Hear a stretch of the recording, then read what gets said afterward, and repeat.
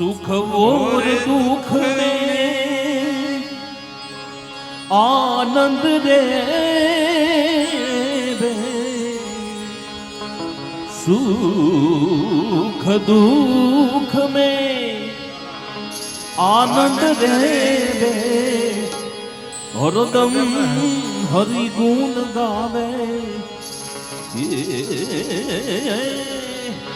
हरदम हरि गुण गावे अरे साधु वो नर हरि को भावे साधु वो नर हमको भावे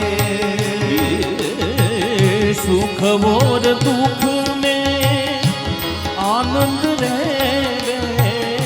सुख और दुख में आनंद रे सुख और दुख में आनंद रे सुख और दुख में आनंद रे हरदम हरि गुण गावे हरदम हरि गुण गावे साधु वो नर हमको भावे साधु वो नर हमको भावे वो नर हमको पावे એ જ મને પ્રાપ્ત કરી શકે જે સુખ અને દુઃખની અંદર આનંદમાં રહે યજ્ઞ કર્યા ત્યારે પણ સુખ હતા 99 થયા ને એક પૂરો ન થયો તો એ સુખી એમાં દુઃખ ન કર્યું તો ઓહો આવું થયું એ તો બધામાં આનંદમાં જ રહે જો હુઆ अच्छा हुआ जो हो रहा है वो भी अच्छा हो रहा है और होगा वो भी अच्छा होगा और हरदम हरि गुण गावे भगवान ना गुणगान गाए राखे सतारदास बापू कहे छे वो नर हमको पावे भगवान कहे ये नर मने प्राप्त करी सके भगवान ने प्राप्त करवा माटे समत्वम योग उच्यते समत्व स्थिति ने प्राप्त करवू पड़े त्यारे तमे योगी बनी सको अने एमांय तमारा आटला बधा गुणो होय भगवान एने छातीथी केम न लगावे 15 श्लोकों में भगवान ने स्तुति करी पृथुनी करी परनारी पर धन को त्यागे सत की रोजी खावे खावे सत की रोजी खावे परनारी और धन को त्यागे सत की रोजी खावे सत की रोजी खावे तन मन और वचन से कोई तन मन और वचन से कोई तन वचन से कोई तन मन और वचन से कोई जी को नाही दुभावे जी को नाही दुभावे अरे साधु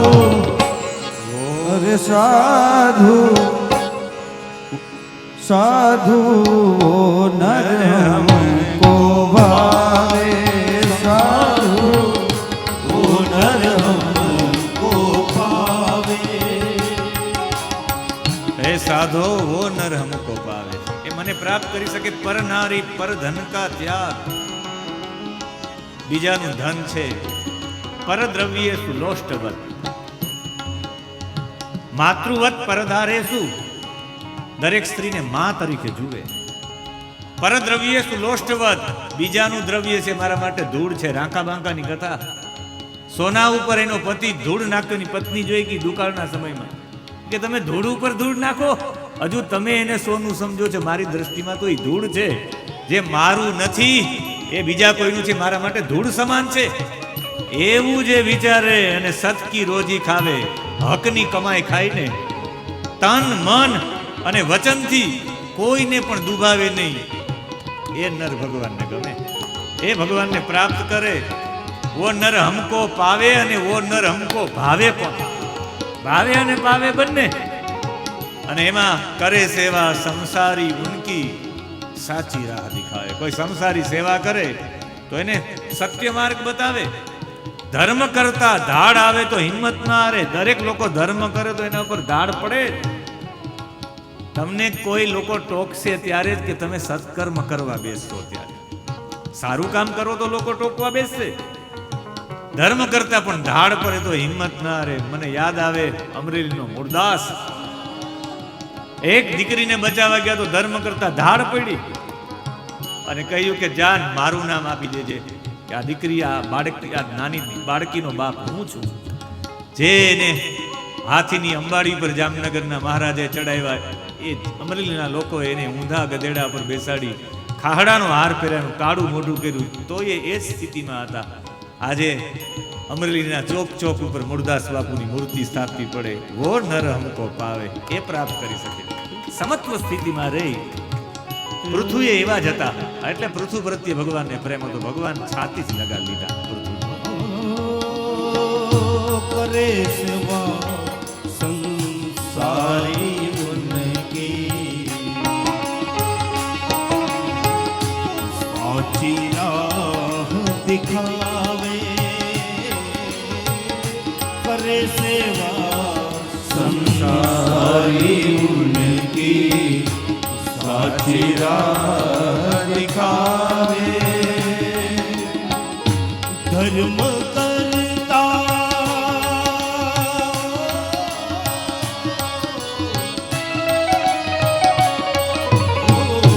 धर्म करता धाड़ करे तो धर्म धाड़ आवे तो हिम्मत हार न जावे. हिम्मत हार न जावे. साधु ओ नर हमको पावे. साधु ओ नर हमको पावे. ભગવાને સામે પ્રગટ થયા અને ભગવાને કહ્યું ધન્ય છે 100 અશ્વમેધ યાગ કરીને પણ તમારી ભાવનાઓ તો જો. ભગવાને 14મો શ્લોક 20મા અધ્યાયમાં શ્રી ભગવાનનું વાંચ બીજા શ્લોકથી લઈ અને 16મા શ્લોક સુધી 15 શ્લોકો ભગવાને ગાયા છે, પૃથ્વી માટે ગાયા છે. અને એમાં 14મો શ્લોક શ્રેય પ્રજા પાલનમ એવ રાજ્યો યત સામ પરાયે સુકૃતાત ષષ્ઠમ અંશમ.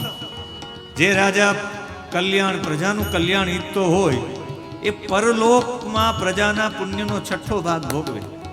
પ્રજાનું પાલન તમે જબરદસ્ત રીતે કરો તો એ પ્રજાના પાલન કરવાના એ પ્રજાના પુણ્યનો 6ઠ્ઠો ભાગ રાજા લઈ જાય.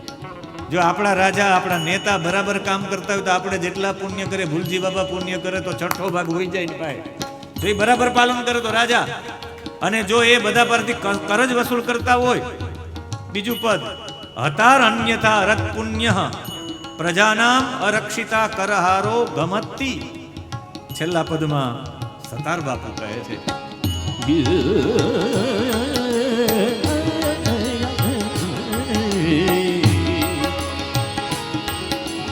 અરે પર નારી પર દુઃખ ભંજન ઉપર રે. पर दुख भंजन ऊपर रे. गुरु गोविंद गुण गावे.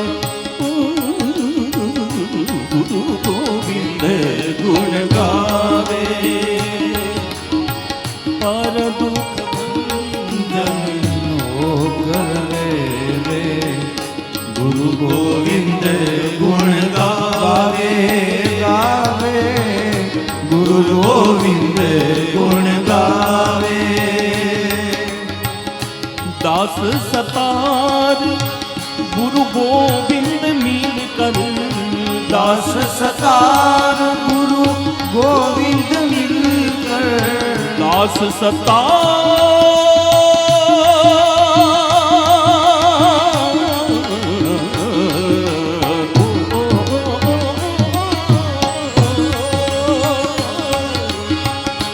दास सतार गुरु गोविंद मिलकर, दास सतार गुरु गोविंद मिलकर, वो तो काल को मार हटावे, काल को मार हटावे। साधु मेरे साधु साधु वो नर हमको पावे, साधु वो नर हमको पावे, अरे साधु वो नर हमको भावे, साधु वो नर हमको पावे। 20મા અધ્યાયનો 14મો શ્લોક, એના છેલ્લા બે પદ, હતાર અન્યથા ઋતપુણ્ય પ્રજાનામ અરક્ષિતા કરહારો અઘમત્તી. જો કોઈ વ્યક્તિ ફક્ત ને ફક્ત કરહારહ, કર લેવા વાળો, કર હરણ કરવા વાળો જ રે, અને પ્રજાનામ અરક્ષિતા, એ પ્રજાનું રક્ષણ ન કરે, ખાલી કર જ વસૂલ કરતા હોય, તો પ્રજા જેટલા પણ પાપ કરે ને એ અગમત્તી, એ પાપનો અધિકારી એ થાય. આપણી પાસેથી સરકાર ટેક્સ જ લઈ રાખે ને આપણા કંઈ કામ ન કરે, આપણું રક્ષણ ન કરે, તો આપણે પાપ કરતા હોય ને એનો છઠ્ઠો અંશ એને ભોગવવો પડે. એટલે લોકો કહે કે પંચનો પૈસો નહીં ને, એ આવા માટે બધા જોડાય નહીં. સરપંચ ન બને ગામના. જો ગામ પાપ કરે અને આ એની પાસેથી કર વસૂલ કરે ને ગામના કામ ન કરે, તો ગામના પાપનો છઠ્ઠો અંશ ભોગવવો પડે. અને જો એ બધાના કામ કરતા હોય ને ગામના લોકો પુણ્ય કરે, તો એના પુણ્યનો અંશ મેળવવો પડે.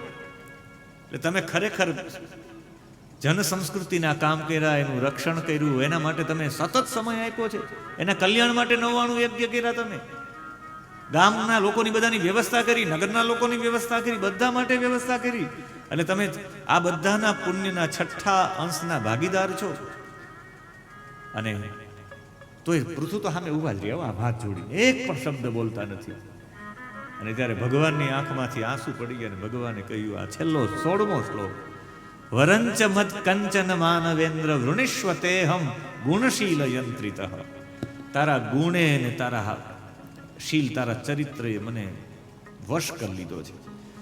તારા ગુણ અને તારા સ્વભાવે મને યંત્રિત, મને યંત્ર જેવો બનાવી લીધો, હું વશ થઈ ગયો છું તારે. માણસ ભગવાનને વશ કરવા હોય તો બે વસ્તુથી વશ કરી શકાય. એક, તમારા ગુણથી, તમારી અંદર જેટલા સારા ગુણો આવે. બધા કે તમે કથામાં શા માટે જાઓ? તો કે ગુણોનું અનુસંધાન કરવા માટે, ગુણોનું આધાન કરવા માટે.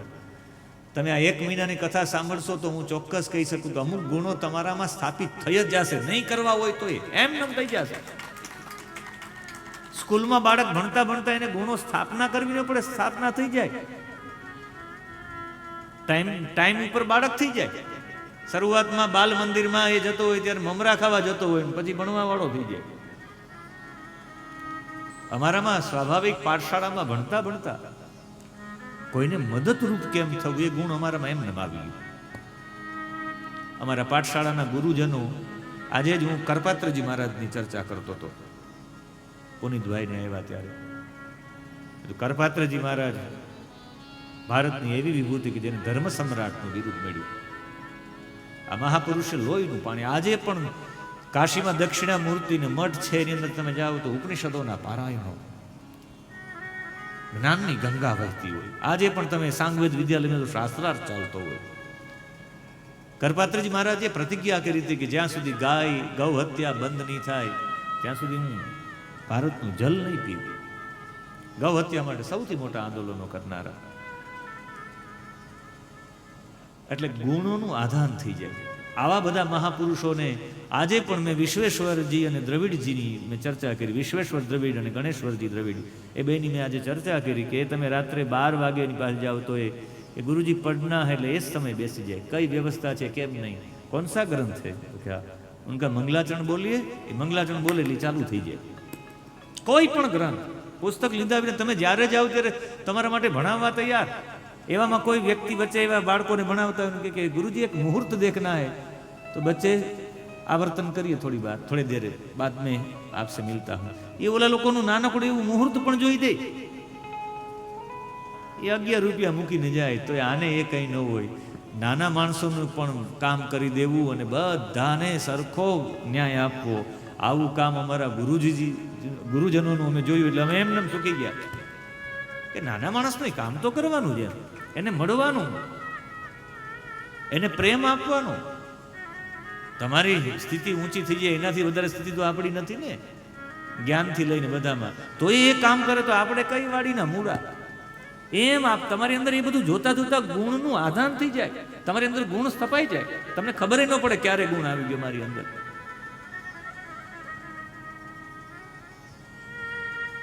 એમ અહીંયા ભગવાને કહ્યું કે તારા ગુણે મને વશ કરી લીધો છે, અને બીજું તારું ચરિત્રશીલ. તમે કોઈને પ્રભાવિત કરી શકો તો ચરિત્રથી કરી શકો, અને હું તારાથી પ્રભાવિત છું. માગો તમારે શું જોઈએ? ક્ષમા, યજ્ઞ, તપ, યોગ, એના વડે પણ મને પામવો સહેલો નથી. નાહમ મખેર ન સુલભ તપોભિ ન યોગેન, આ બધાથી પણ ન કરી શકાય. તારા સ્વભાવથી એવો બધો તારી સાથે હું જોડાઈ ગયો કે એની કોઈ સીમા નહીં. તું વરદાન માગ, તારે શું જોઈએ? આમણે કહ્યું કે વરદાનમાં તો પ્રભુ ખરેખર આપના ચરણોમાં નમી, અને રાજાએ કહ્યું કે નહીં નહીં પ્રભુ કઈ નહીં. ભગવાન કે નહીં, હાથ પકડી લીધા. 18મો શ્લોક જો, સ્પૃશંતમ પાદયોહો પ્રેમણા વ્રીડિતમ સ્વેન કર્મણા. પગે લાગવા માટે નમવા ગયા તો ભગવાને એના પગ પકડી લીધા ને છાતીથી લગાડી લીધો કે નહીં તું પગે નહીં, તું તો છાતીથી લાગવો જોઈએ. ભગવાન હરિ વિદાય લેવા પહેલા ભગવાન આંખમાં આંસુ આવી ગયા, ભગવાનની આંખમાં. પૃથુ પણ રડી પડ્યા, આ પણ રડી પડ્યા. ભગવાને કહ્યું તું વરદાન માગ, બાકી હું એમને ખાલી જાય તો મને આનંદ નહીં આવે, કંઈક માગ. જેને શતકર્તુનું પદ છોડી દીધું એને માગવાનું કંઈ દે. તો એ ભગવાન કે નહીં નહીં, મારી પૂર્તિ માટે, મારા સંતોષ માટે કંઈક માગ. ત્યારે પૃથ્વીએ જે માગ્યું છે, બીજા 2 શ્લોકોમાં જ્યારે 24મો શ્લોક જો તમે, 24મા શ્લોકનું છેલ્લું પદ, વિધત્સ્વ કર્ણા યુતમે શમે વર. જો વરદાન આપવા માંગતા હોય તો મને અયુતમ, મારે 10,000 કર્ણા, કર્ણ અયુતમ એ શમે વર, મને 10,000 કાન આપી દો. 10,000 કાનનો મતલબ છે અહીંયા કાન ને અહીંયા કાન ને એમ નહીં. હું જ્યાં જાઉં ત્યાં મને સત્સંગ મળે, સત્સંગ મળે, સત્સંગ મળે, સત્સંગ મળે, એના સિવાય બીજું કાંઈ નહીં. અને મને બસ તમારા ચરણોનું ચિંતન કરતો રહું, અને સત્પુરુષોનો મને સત્સંગ મળતો. મને સત્પુરુષો, હું જ્યાં જાઉં ત્યાં મને સત્પુરુષો જ મળે. હું રોટી લેવા માટે કોઈ દુકાન ઉપર જાઉં તો એ રોટી લેવા જાઉં ત્યાં પણ મને સત્સંગી મળે. હું દુકાન ઉપર સાબુ લેવા માટે જાઉં ત્યાં પણ મને સત્સંગી મળે. અરે ચાની કેબિને જાવ તો એ મને ત્યાં સત્સંગી મળે. ગમે ત્યાં જાવ સત્સંગી. એ 10,000 કાન છે. તમને બધી જગ્યાએ સત્સંગી જ મળતા હોય તો સમજવાનું ભગવાને તમને 10,000 કાન આપ્યા છે. અહીંયાથી જાવ ને પછી સત્સંગ જ ન મળે, સમજવાનું 2 કાનવાળા છો. અહીંયા હતા ત્યાં સુધી, જ્યાં જ્યાં જાવ ત્યાં બધી જગ્યાએ સત્સંગ મળે, સમજવાનું કે 10,000 કાન છે. અમે તો 20,000 વાળા છીએ. રોજ સત્સંગ. અમારી પાસે કોઈ આવે તો એ સત્સંગની જ વાતો કરે, બીજી કોઈ વાતો જ ન કરી શકે. જ્ઞાનાનંદજીઓ 20,000 કાનો વાળા, એને પ્રશ્નો પૂછવામાં આવ્યા, રાજકીય કેટલા પ્રશ્નો પૂછ્યા, પણ એને એક રાજકીય વાતને સ્પર્શ ન કર્યો, સીધું અધ્યાત્મમાં લઈ ગયા. બધી વાતોને અધ્યાત્મ, બધી વાતોને અધ્યાત્મમાં. કહેવાનો મતલબ છે એને કહેવાય કર્ણા યુતમે શમે વર.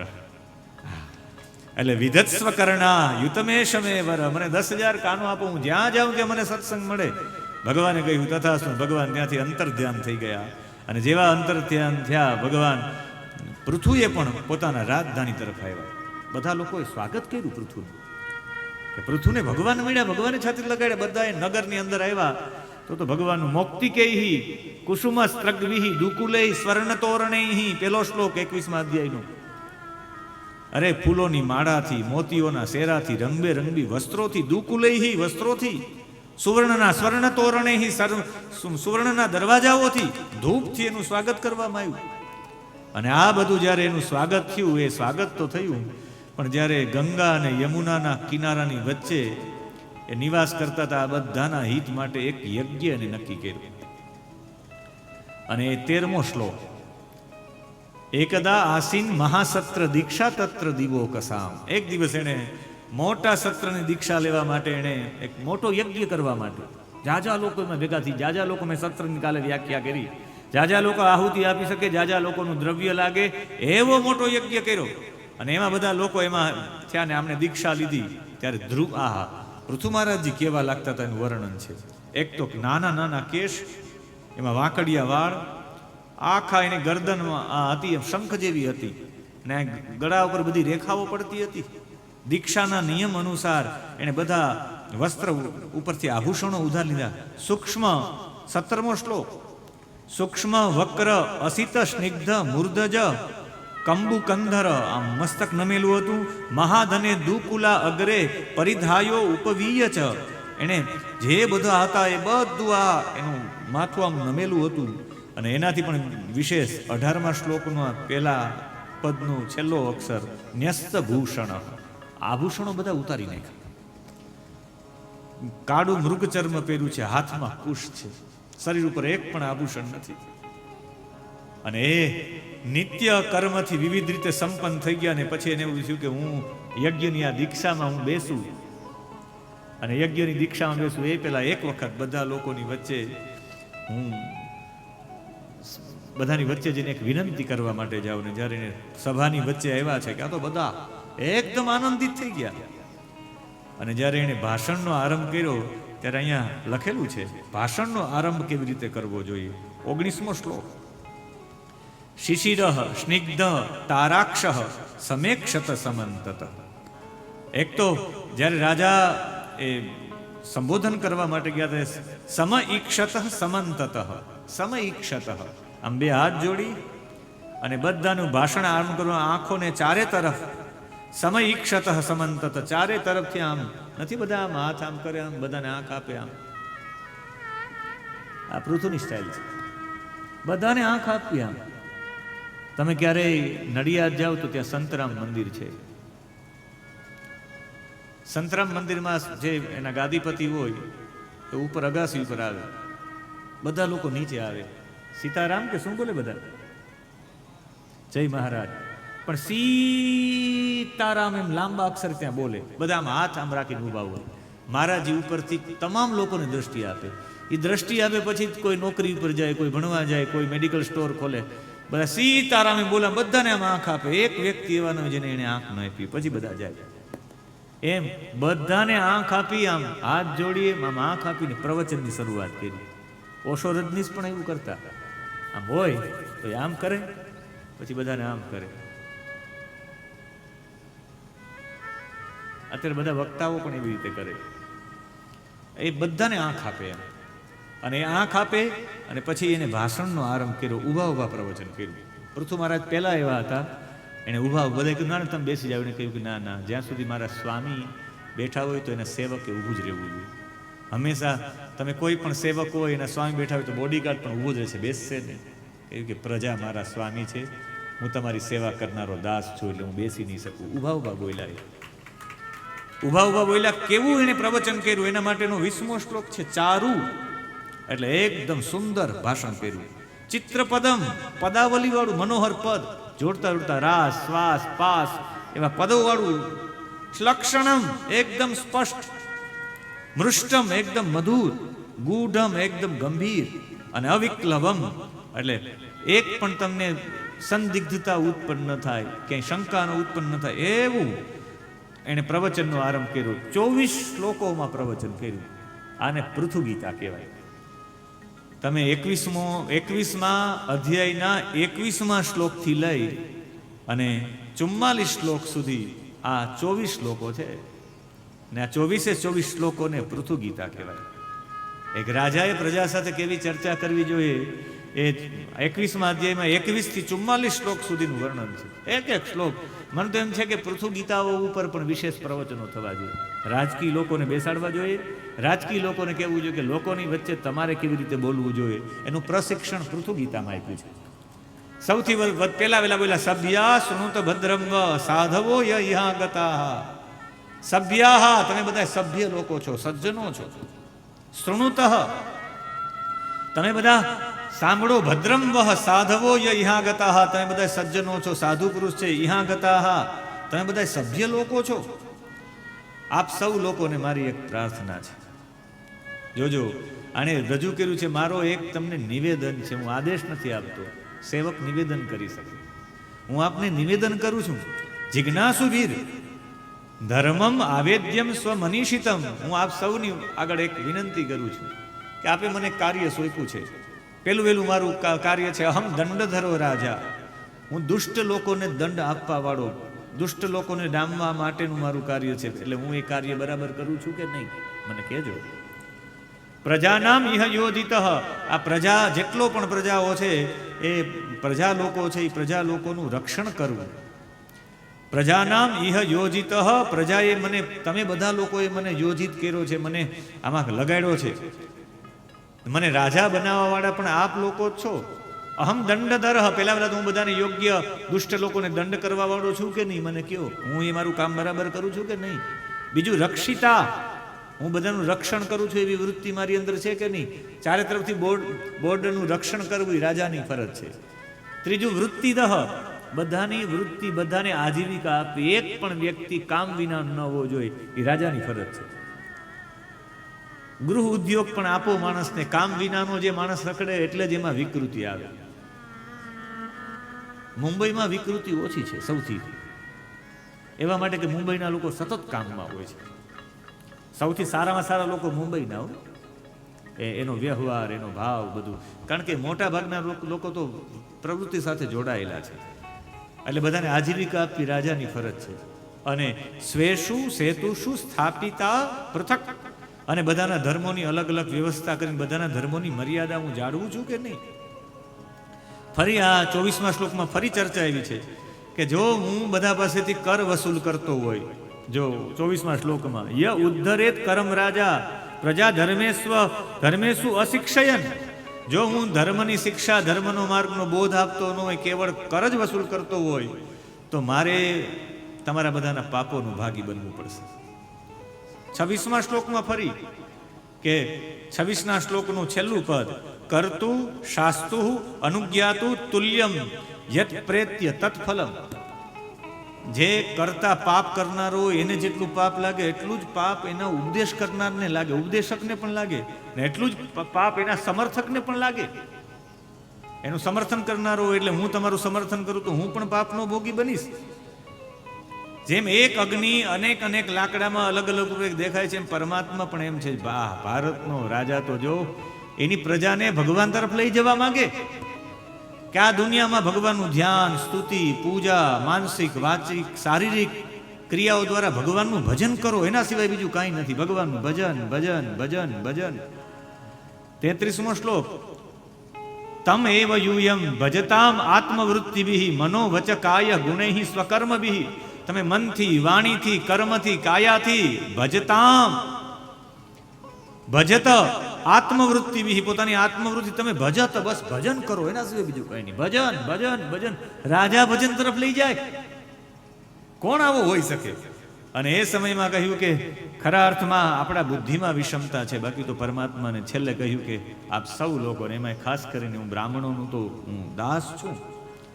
યદ બ્રહ્મ નિત્યમ વિરજમ સનાતનમ. તમે તો ખરા અર્થમાં હે બ્રાહ્મણો, તમે તો સૌથી મોટું સંરક્ષણ કર્યું છે. છેલ્લે કહ્યું કે આપ સૌ લોકોને કહ્યું કે તમારે બધાને પૈસાવાળું થવું છે. પૃથુ ગીતામાં પૈસાવાળું થવું હોય તો 4 કામો કરો તો પૈસાવાળા થઈ જાવ. પૈસાવાળું બનવા માટેનો ઉપાય પૃથુ ગીતાનો અંતિમ શ્લોક 21મા અધ્યાયનો 44મો શ્લોક. અને પૃથુ ગીતામાં રાગ આશાવરી, અને એ આશાવરીમાં આપણે પણ આ શ્લોક ગાઈ લેશું એટલે એનો અર્થ તમને એમ નામ ખબર પડી જશે. ખાલી ગુણાયનમ શીલધનમ કૃતજ્ઞમ. ગુણાયનમ શીલધનમ કૃતજ્ઞમ. ગુણાયનમ શીલધનમ કૃતજ્ઞમ. ગુણાયનમ શીલધનમ કૃતજ્ઞમ. વૃદ્ધાશ્રયમ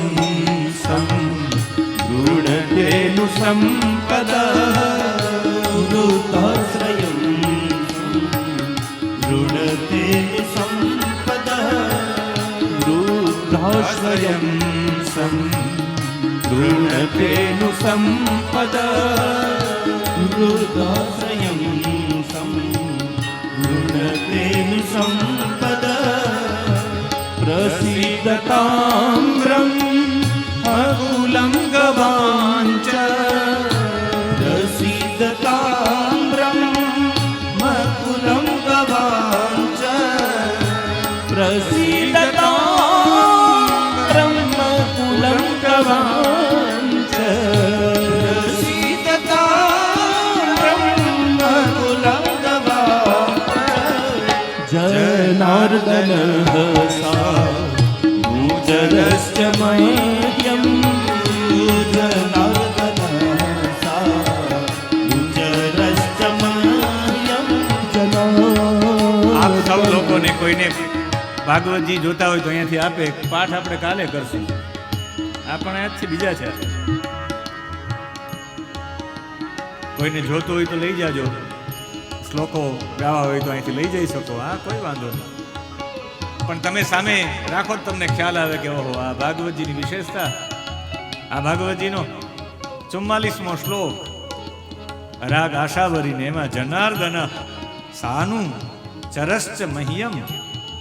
4 વસ્તુઓ તમારા જીવનમાં આવે તો કલ્યાણ થઈ જાય. આ કઈ 4 વસ્તુ? એમાં વૃદ્ધાશ્રયમ સંવૃણુતે અનુસંપદ. એટલે આપણે પણ એક વખત આશાવરીમાં જોડાઈ અને તાલીઓના નાદ સાથે, આપના રાસ સાથે, શ્લોક આવે, ગીત આવે, તબલું વાગે એટલે તમારે તો ઊભું થઈ જ જવા પોતાના ભાવ સાથે. ગુણાયનમ શીલધનમ કૃતજ્ઞમ ગુણાયનમ શીલધનમ કૃતજ્ઞમ ગુણાયનમ શીલધનમ કૃતજ્ઞમ ગુણાયનમ શીલધનમ કૃતજ્ઞમ વૃદ્ધાશ્રયમ સમ ગૂઢતેનુ સંપદઃ વૃદ્ધાશ્રયમ સમ ગૂઢતેનુ સંપદઃ વૃદ્ધાશ્રયમ સમ ગૂઢતેનુ સંપદઃ વૃદ્ધાશ્રયમ સમ ગૂઢતેનુ સંપદઃ પ્રસિદ્ધતામ્રમ મકુલં ગવાંચ પ્રસિદ્ધતામ્રમ મકુલં ગવાંચ પ્રસિદ્ધતામ્રમ મકુલં ગવાંચ પ્રસિદ્ધતામ્રમ મકુલં ગવાંચ જનાર્દન નુચરશ્ચ મહ્યમ જનાર્દન નુચરશ્ચ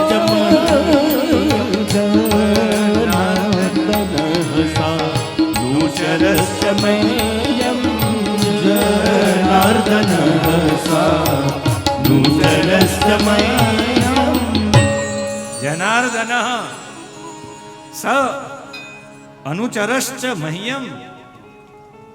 આમાંથી પોતાના ઘરેથી ભાગવત લઈને આવ્યા છે એવા કેટલા છે જે પોતાના ઘરેથી ભાગવતજી લઈ આવ્યા છે? જય હો. કાલે એક ખરીદી કરી જ નાખજો, બાકી છે એ બધા. આવો પાછો 1 મહિનાનો મોકો નહીં આવે. અને એક પેન્સિલ લેતા આવજો. 500-600 રૂપિયા કેટલાનું આવે? 600 રૂપિયાના 2 ભાગ આવે. ગુજરાતી અર્થ ને સામે શ્લોક ટીક કરતા જજો, પાછો મોકો નહીં આવે.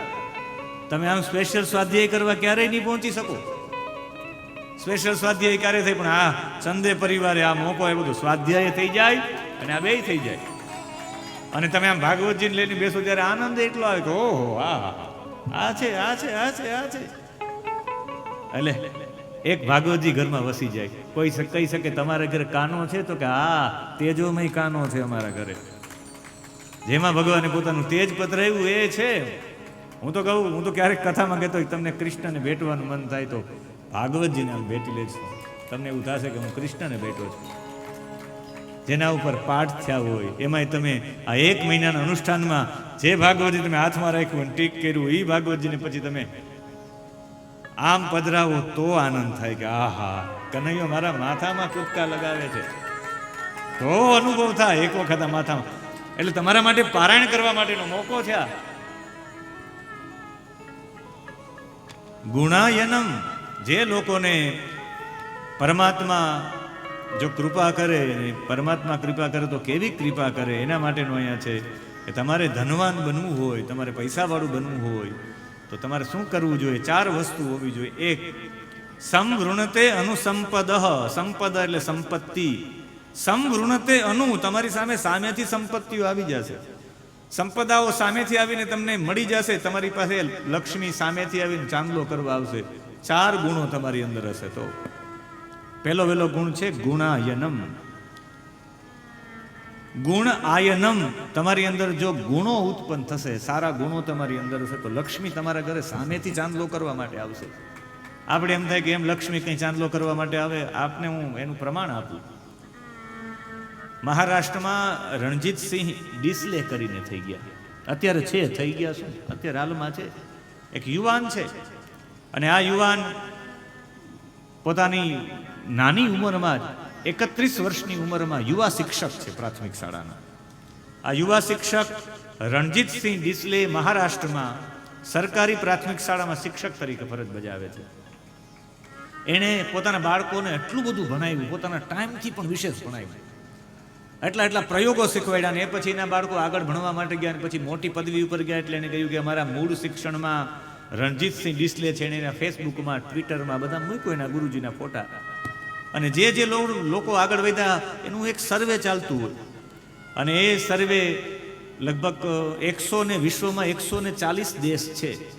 140 દેશમાં 12,000થી વધારે શિક્ષકોની એક કમિટી છે. એમાંથી 100 લોકોની કાર્ય પદ્ધતિને જોવામાં આવે, અને 100 લોકોની કાર્ય પદ્ધતિને જોવામાં આવે એમાંથી 10 લોકોનું સિલેક્શન કરવામાં આવે, યાદી. અને એમાંથી 10 લોકોમાંથી એક વ્યક્તિને શ્રેષ્ઠ શિક્ષક તરીકે ગ્લોબલ ટીચર એવોર્ડ આપવામાં આવે. આ વૈશ્વિક એવોર્ડ છે, ગ્લોબલ ટીચર એવોર્ડ. એમાં 10 લોકોના નામ સિલેક્ટ થયા હશે, ને પછી આને તો ખબર ન હતી, એમાં આનું નામ સિલેક્ટ થયું. અને 10માંથી પહેલો નંબર એમનો આવ્યો, ને એમને 7,40,00,000ની રકમ આપવામાં આવી. આ ગ્લોબલ ટીચર એવોર્ડની રકમ 7,40,00,000 છે. 7,40,00,000 એને આપવામાં આવી. ત્યારે એમને પૂછવામાં આવ્યું કે ભાઈ કેવી રીતે આ હોય છે? તો કે આવી રીતે કે બીજા 9 લોકોએ પણ મહેનત તો કરી જ છે ને, ભલે એનો નંબર નથી આવ્યો, એ લોકોએ 9 લોકોએ મહેનત તો કરી જ છે. મારી આ જે રકમ છે એવોર્ડની રકમ, ગ્લોબલ ટીચર એવોર્ડની રકમ, એના અડધા પૈસા એટલે 3,70,00,000 એ 9 લોકોને આપી દેવામાં આવે. એને મહેનત તો કરેલી જ છે. અને એ રણજીતસિંહ ડિસલેને આવો મોટો એવોર્ડ મળ્યો, એની પાછળનું કારણ ગુણાયનમ. એની અંદર સારામાં સારો ગુણ હતો કે હું વિદ્યાર્થીઓને ભણાવું. આ ગુણ તમને લક્ષ્મી તમારું સામેથી વર્ણન કરવા આવે. 7,40,00,000 આ છે ગુણાયનમ. એકાદો ગુણ પણ તમારામાં સારો આવી જાય, લક્ષ્મી તમારું વર્ણન કરી જાય. એટલે ગુણોની વૃદ્ધિ કરો, રોજ માટે નવો ગુણ જીવનમાં લઈ આવો. હું રોજ સવારમાં વહેલો જાગી જઈશ, ગુણ. હું કોઈ પ્રત્યે પણ દુર્વ્યવહાર નહીં કરું, ગુણ. હું કોઈ સાથે એ સામેવાળા વ્યક્તિને તોછડા નામથી નહીં બોલાવીશ, ભાઈ કહીને બોલાવીશ, વડીલ કહીને બોલાવીશ, રિસ્પેક્ટ કહીને બોલાવીશ, ગુણ. નાગર જ્ઞાતિ આમાં શ્રેષ્ઠ નથી. અને અત્યારે નાગરોની પ્રગતિ પણ એવી છે. કહેવાનો મતલબ એ છે કે તમારી અંદર ગુણનું રોપણ થાય તો સ્વાભાવિક. ગુણાયનમ, ગુણ છે એ સંપત્તિનું વર્ણન સામેથી કરે. બીજું છે શીલ ધનમ. શીલ એટલે ચરિત્ર, ધનમ ચરિત્ર રૂપી ધન હોય. જો ચરિત્રવાન હૈ વો સદા મહાન. માણસનું ચરિત્ર હોય તો કોઈને પ્રભાવિત કરવા હોય તો ચરિત્રથી જ પ્રભાવિત કરી શકાય, જ્ઞાનથી નહીં. જ્ઞાની તો જાજા લોકો છે, પણ તમારું ચરિત્ર કેવું, તમે ચરિત્રથી લોકોને પ્રભાવિત કરી શકો. તમારા ચરિત્રની એક ઓરાઓ બને, એ ઓરાઓ લોકોને પ્રભાવિત કરે.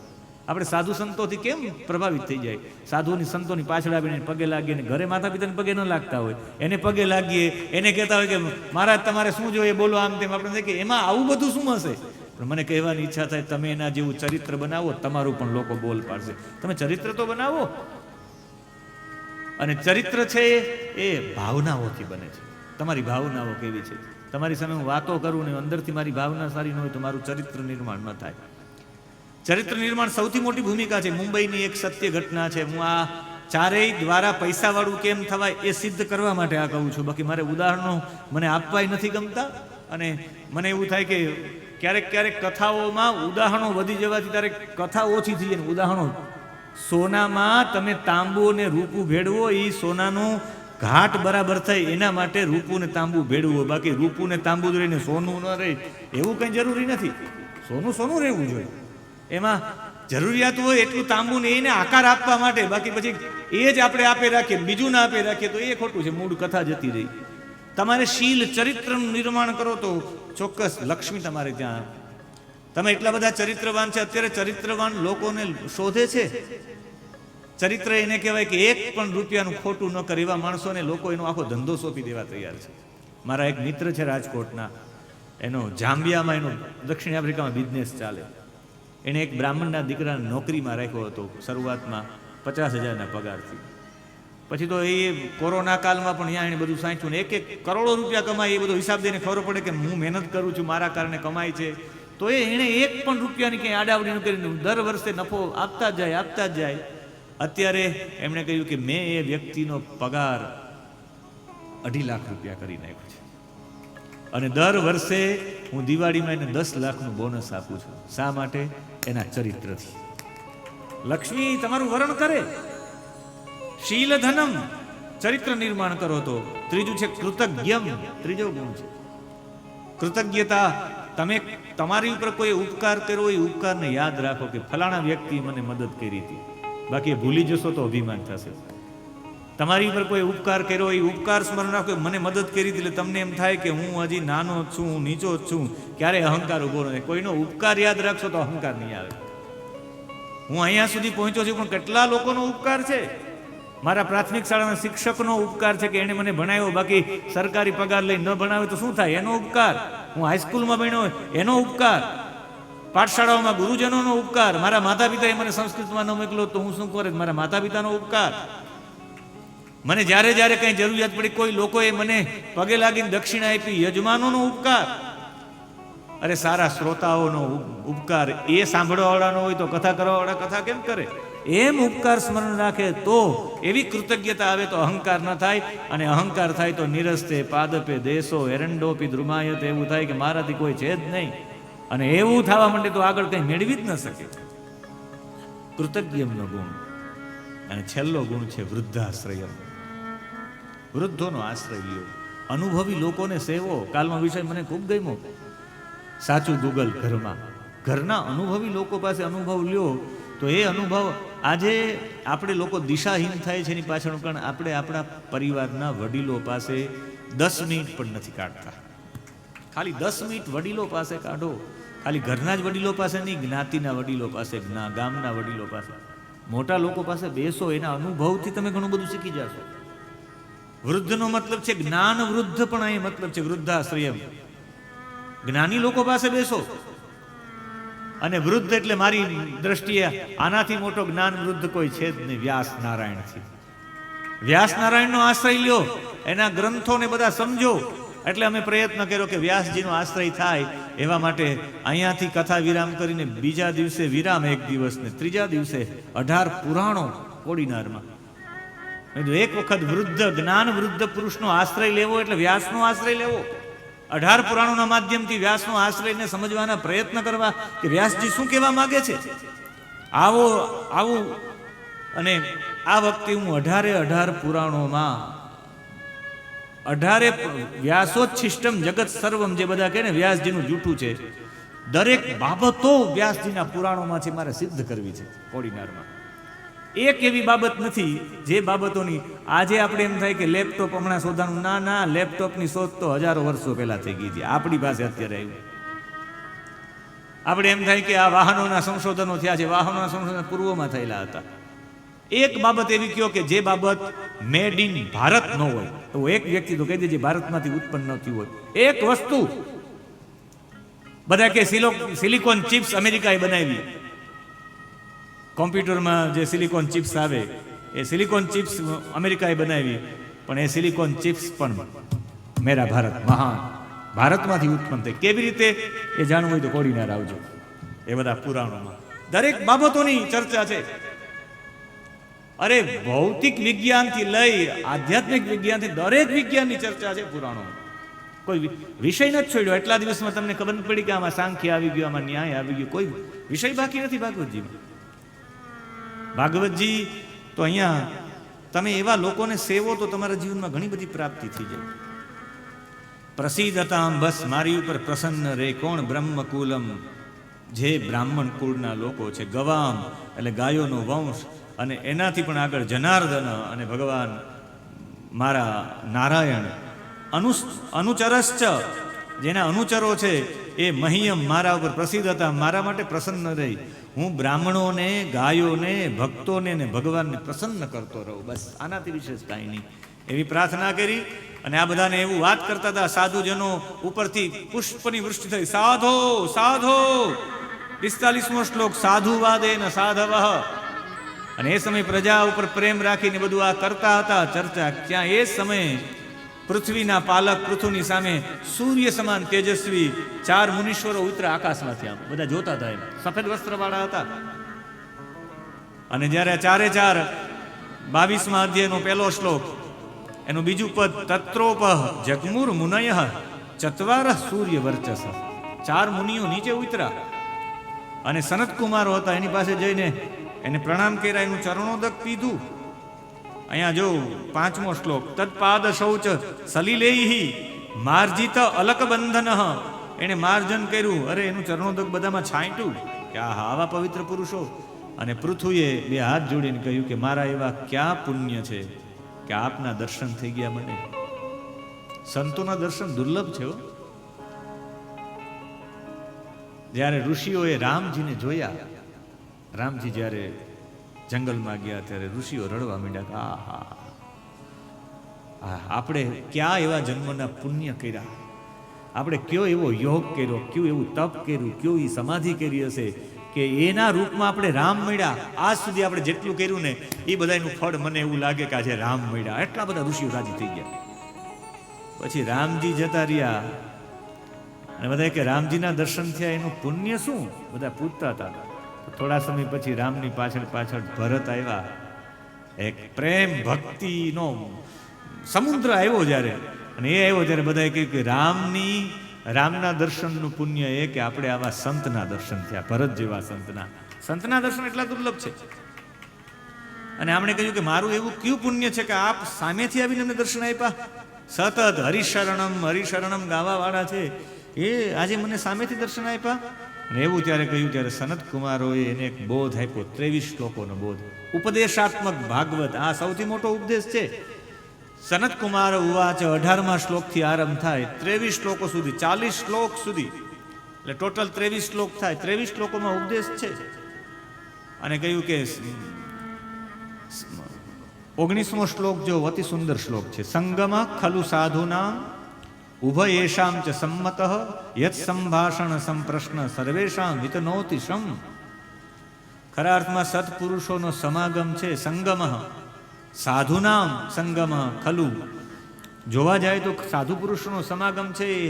2 લોકોને યત સંભાષણ સંપ્રશ્ન, જેને સંભાષણ કરે અને જે પ્રશ્ન કરે, જે વક્તા છે અને શ્રોતા છે, બેયનું કલ્યાણ કરે છે. એના સાથે વાર્તાલાપ, પ્રશ્નોત્તર બધું મંગળ કરનારા છે.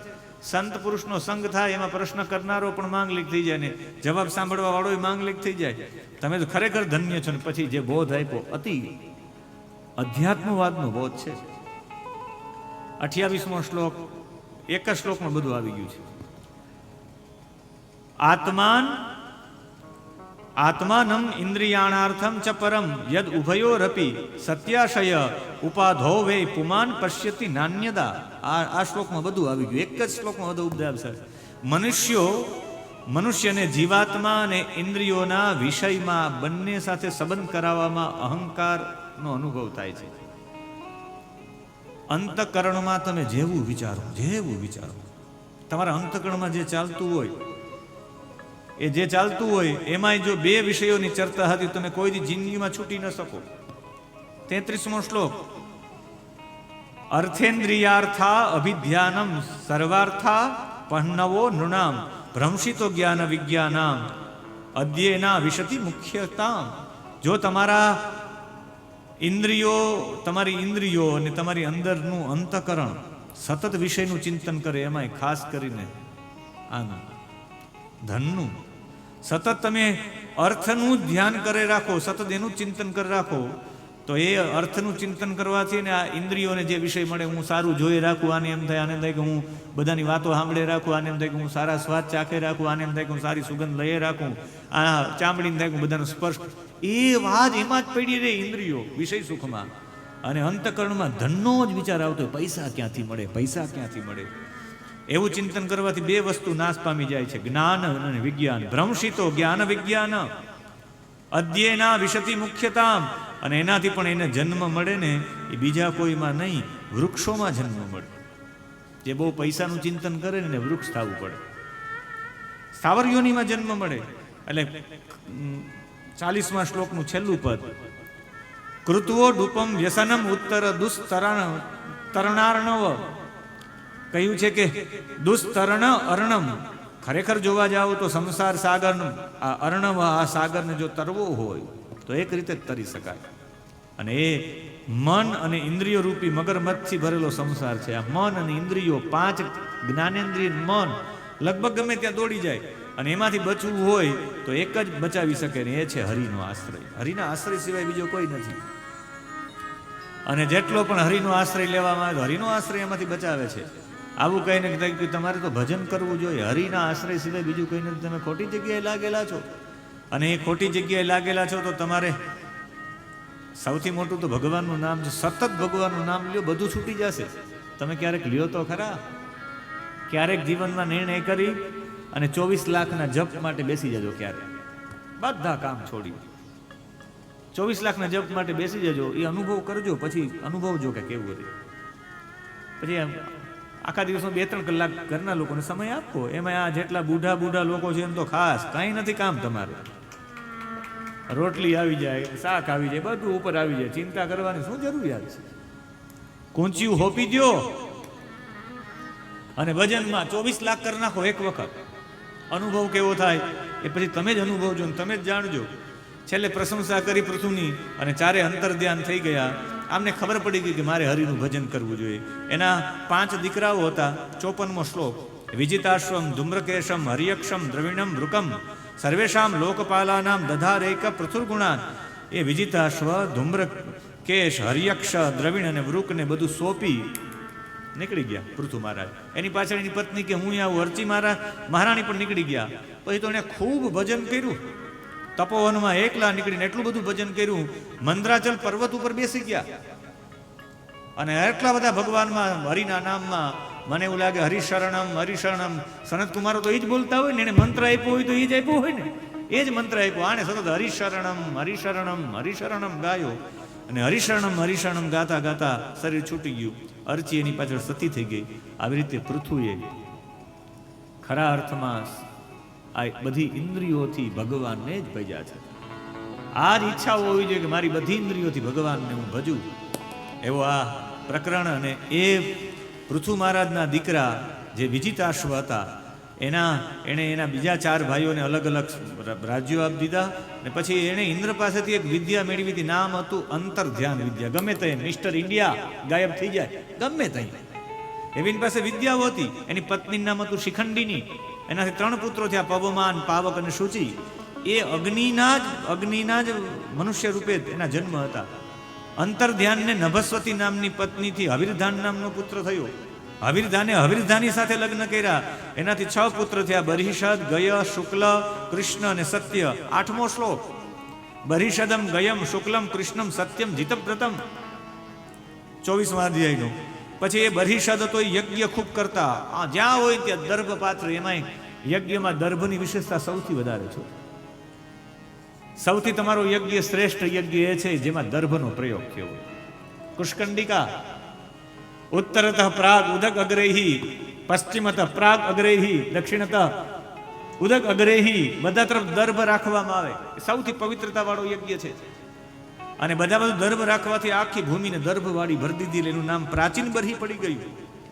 બ્રહ્માજીના કહેવાથી એને સમુદ્રની દીકરી શતદ્રુતિ સાથે લગ્ન કર્યા. એ લગ્ન કરવાથી એને 10 પુત્ર ઉત્પન્ન થયા, પ્રચેતા. બધા એક જેવા જ હતા પ્રચેતાઓ. અને આ પ્રચેતાઓ એ જ્યાં તપ કર્યું એ તમારા કચ્છમાં કર્યું છે. પ્રચેતાઓએ 10,000 વર્ષ સુધી સમુદ્રમાં ઉભા રહીને શ્રી હરિની આરાધના કરી, ધ્યાન, પૂજન, ભજન બધું કર્યું છે. એક વખત પિતાજીની આજ્ઞા લઈ અને સાધુ સ્વભાવવાળા પ્રચેતાઓએ એવા સ્થાન ઉપર જાય જ્યાં એક પણ વ્યક્તિનો કલબલાટ ન હોય, એકદમ પરમ શાંતિ હોય. અને એવું પરમ શાંતિનું સ્થાન તમારું કચ્છ હતું. અત્યારે પણ છે. કચ્છના ઘણા બધા પ્રદેશ એવા છે જ્યાં પરમ શાંતિ મળે. મને સંદીપભાઈ એવું કહેતા હતા કે એક માછલી આવે છે, ડોલ્ફિન. કઈ અહીંયા ઈંડા મૂકવા માટે આવે. કઈ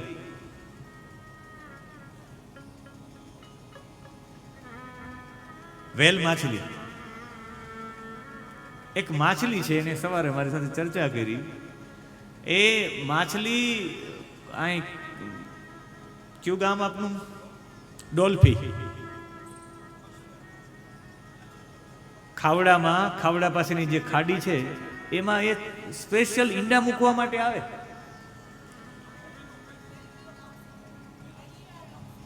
કઈ?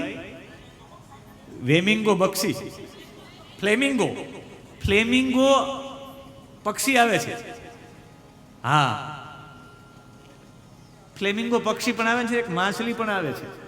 ત્યાં ઈંડા મૂકવા માટે. અહીં શાંતિ છે એટલે ઈંડા મૂકવા માટે આવે છે. જ્યાં શાંતિ હોય ત્યાં આવે. એટલે મને એવું લાગે કે આ પ્રચેતાઓ 10 ભાઈઓ શાંતિ હતી એટલે પશ્ચિમ દિશામાં આવી ગયા. 20મો શ્લોક. સમુદ્રમ ઉપવિસ્તીર્ણમ અપશ્યન સુમહત્સરઃ. સમુદ્રની બાજુમાં એક બહુ મોટું સમુદ્ર જેવું વિશાળ સરોવર જોયું. સમુદ્રની નજીક હતું એ સરોવર એટલે તમારું નારાયણ સરોવર. અને એ નારાયણ સરોવર પાસે આવ્યા. જેવા ત્યાં આવ્યા અને એ ત્યાં પહોંચ્યા, ત્યાં ચારે બાજુ પરાગરજ ઉડી રહી હતી. એ ત્યાં પહોંચ્યા, ત્યાં ઢોલ વાગતો હતો. ત્યાં ઢોલ વાગતો હતો, ત્યાં મૃદંગ વાગતું હતું, પખવાજ વાગતી હતી, વાદ્ય વાગતા હતા, આલાપ થતો હતો, રાગ અને રાગિણીઓનો મધુર ધ્વનિ સંભળાઈ રહ્યો હતો.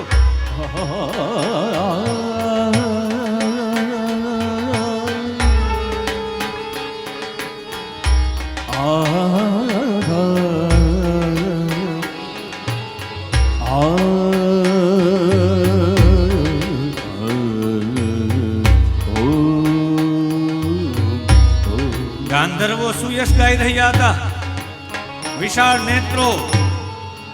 આગળ કોઈ નૃત્ય કરતા હતા, દ્વિતાલમાં, ત્રિતાલમાં. કોઈ પખવાજ વાગતા હતા, શરણાઈ વાગતી હતી. અમારા હજારનો બેન્જોય વાગતો હતો, સંગીત વાદ્ય વાગતું હતું.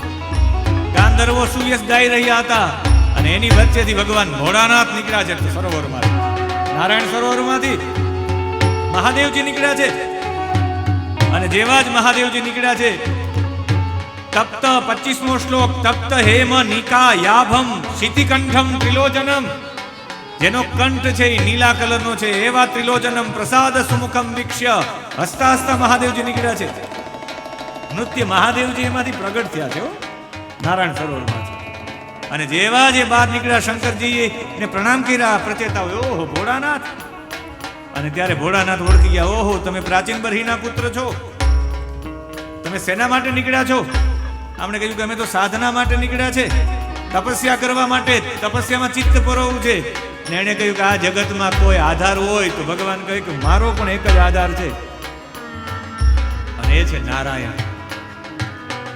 નારાયણનું ભજન કરવું જોઈએ એવા કહેવાવાળા ભોળાનાથ હતા. એટલે એ સરોવરનું નામ નારાયણ સરોવર પડી ગયું છે. નારાયણ ત્યાં આવ્યા એમ નથી.